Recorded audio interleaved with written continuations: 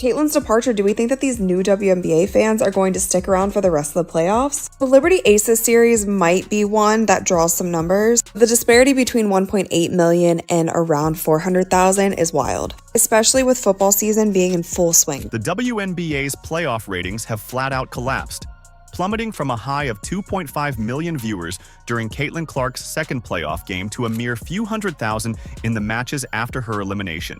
Game 1 of the Lynx vs. Sun semifinals drew a mere 8,500 fans in an arena that could sit more than 19,000. As arenas sit half empty and games are relegated to secondary channels, the league faces a stark reality. Their golden goose has flown the coop. And the Fever are going to be over 200,000 higher than the next highest total attendance in league history. Clarkonomics, my friend! Caitlin Clark's arrival in the league was nothing short of revolutionary. The rookie phenom's impact on viewership and attendance was immediate and profound. Throughout the season, games featuring Clark averaged over 1.1 million viewers, a testament to her star power and ability to captivate audiences. Her record-breaking performances became a beacon of hope for fans and the struggling Indiana Fever franchise. Yet, as Clark's journey unfolded, it became clear that her path to greatness would not be without obstacles. Controversy didn't just begin to appear, it became flat-out obvious, as she faced on-court incidents and questionable officiating decisions that would test her resolve. These challenges threatened to derail Clark's meteoric rise and expose deeper issues within the league itself. How did the WNBA find itself in this predicament? And what does it mean for the future of women's basketball? Before we break it down, please don't forget to subscribe to the channel. Are you ready? Let's go. There's a league with players that feel like they should be getting the attention. Now they have center stage, but the ratings are going to go down. How far, though? That's the key. As Clark's star ascended, a shadow loomed over her meteoric rise. What hidden forces within the W threatened to clip her wings? And how did her struggles illuminate systemic problems plaguing the league? Caitlin Clark's journey through her debut season was a roller coaster of triumphs and trials. While her on-court performances dazzled fans and shattered 62 records during her debut season, she faced unexpected challenges that exposed systemic issues within the league. The playoffs became a crucible for Clark, with controversy igniting during a pivotal moment in Game 1. Clark, harassed by Carrington, finds Boston. Clark gets hit in the face by Carrington and is down. As everyone else has seen this angle. I'm calling her in, and I'm saying to her, I need answers. An eye poke incident left fans and analysts questioning the league's commitment to player safety. The lack of a foul call, let alone a flagrant, on what many viewed as a dangerous play, set the stage for a series of contentious officiating decisions that would shape the outcome of the Indiana Fever's playoff run. Game 2 brought more fuel to the fire, as questionable referee calls mounted against Clark and her teammates. These controversial decisions didn't just impact the scoreboard, they raised serious questions about officiating consistency in high-stakes situations. Fans watched in disbelief as the calls seemed to stack against their new favorite player, potentially altering the course of the series. Perhaps most telling was a startling statistic that emerged. Clark was the recipient of 17% of all flagrant fouls recorded throughout the season. Let that sink in for a moment. And this doesn't even count all the blatant flagrant fouls that were never called. This disproportionate number raised eyebrows and sparked debates about whether the league's newest star was being targeted, or if the physical nature of her play style was simply drawing more attention from officials. Okay, by now I'm sure you've seen Skylar Diggins assault Caitlin Clark after Indiana blew out Seattle. The physical toll on Clark was evident, yet her resilience shone through.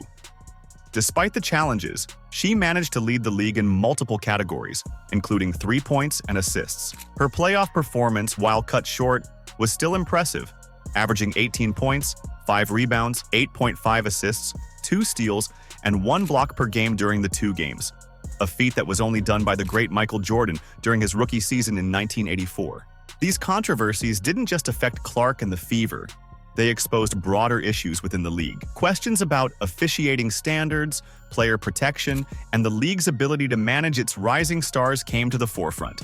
Fans and analysts alike began to scrutinize policies and practices, wondering if the league was prepared to nurture and protect its most valuable assets. And now she's out of the playoffs. The fallout from Clark's playoff exit extended beyond the court. Merchandise sales, which had surged by an astounding 500% during her freshman season, highlighted the economic impact of her presence. This boom in popularity demonstrated Clark's ability to draw in fans and generate revenue, even in the face of controversy. As the dust settled on the playoff series, the WNBA found itself at a crossroads. The Clark effect had brought unprecedented attention to the league, but it also exposed vulnerabilities in its structure and operations. Speaking of freak athletes, Caitlin Clark effect has now hit the WNBA. It has been announced today.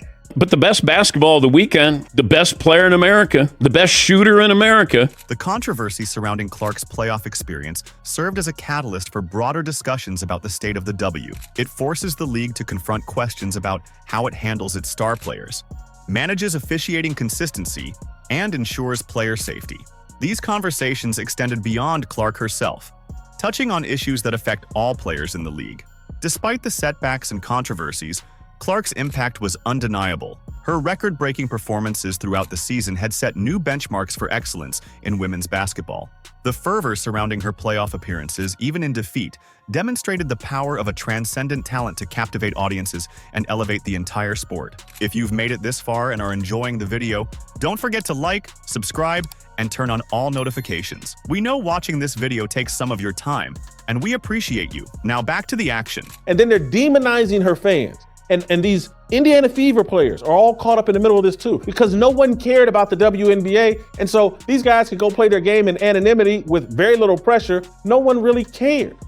And now they're in this bubble. Every arena they go to is filled to the rim. The fervor surrounding Clark had elevated the entire sport, but it also masked a precarious truth.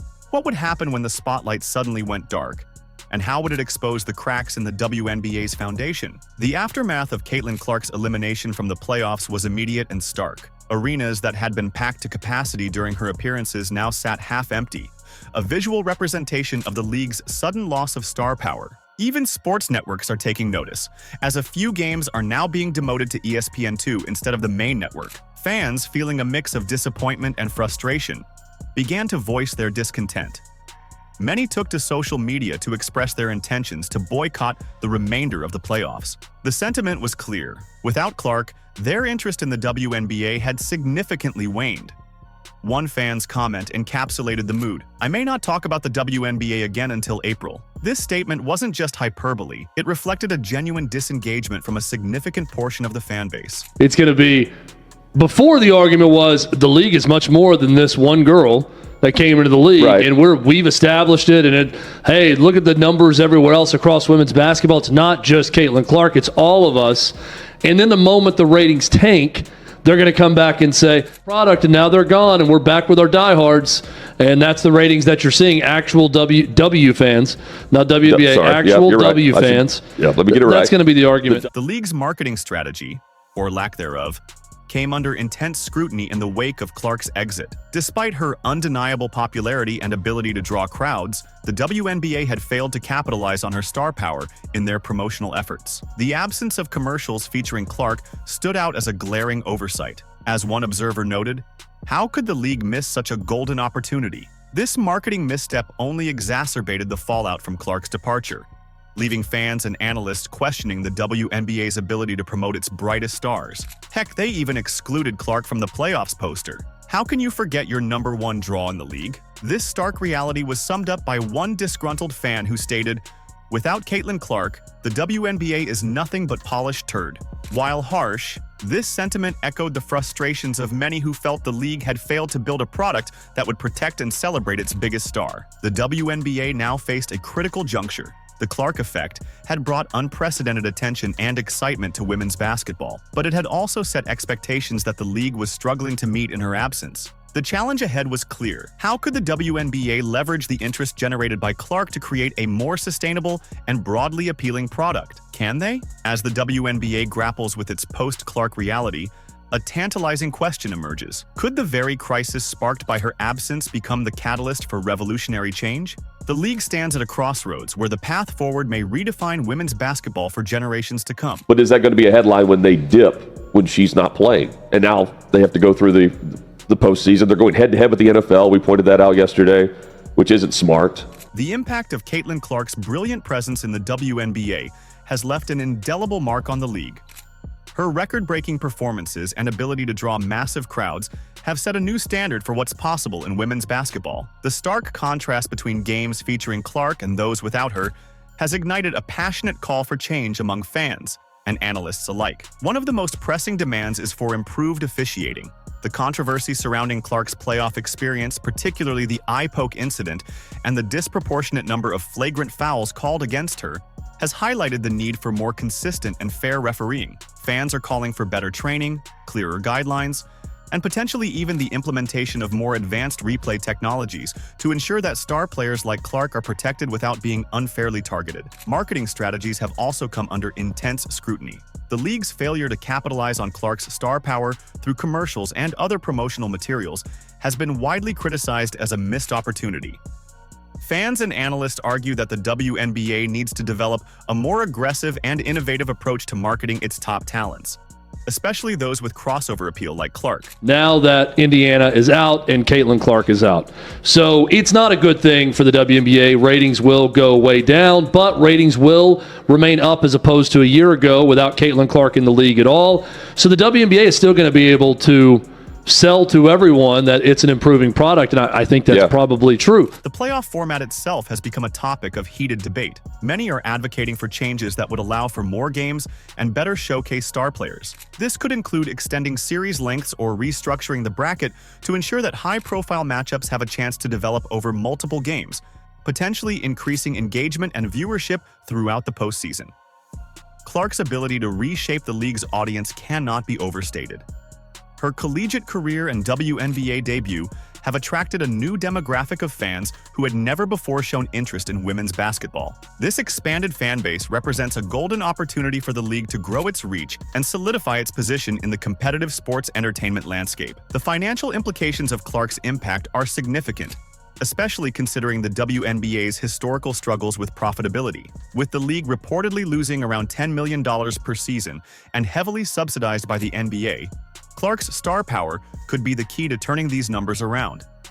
Merchandise sales alone, which skyrocketed during her rookie season, demonstrate the potential for increased revenue streams when the league effectively promotes its star players. As the WNBA looks to the future, the lessons learned from Clark's debut season could serve as a blueprint for success. By addressing the concerns raised by fans and analysts, the league has an opportunity to create a more robust and appealing product. This could include not only changes to officiating and marketing, but also investments in player development, facility improvements, and enhanced fan experiences. We all realize where the credit needs to be given as far as the success of this WNBA season.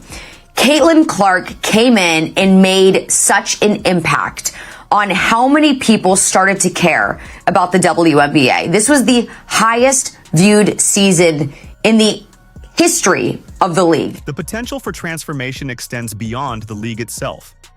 Clark's journey has inspired a new generation of young players. This surge of interest at the grassroots level could lead to a stronger talent pipeline and a more diverse player base in the years to come. While Clark's playoff journey may have been cut short, her impact on the WNBA has only just begun. The league now faces the challenge of harnessing the excitement and engagement she generated and translating it into lasting change.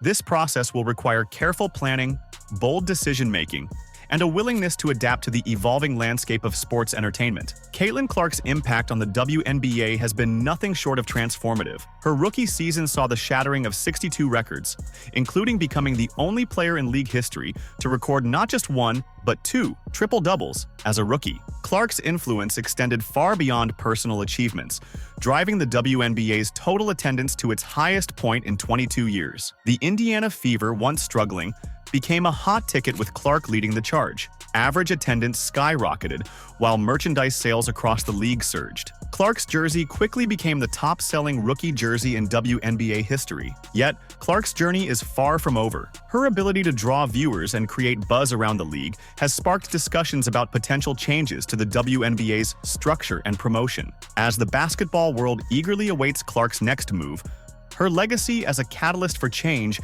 in women's basketball continues to unfold, and it's only just begun. What changes do you want to see? Let us know in the comments. Like, subscribe, and turn on all notifications so you never miss out. Click the video on the screen, and we will see you in the next one.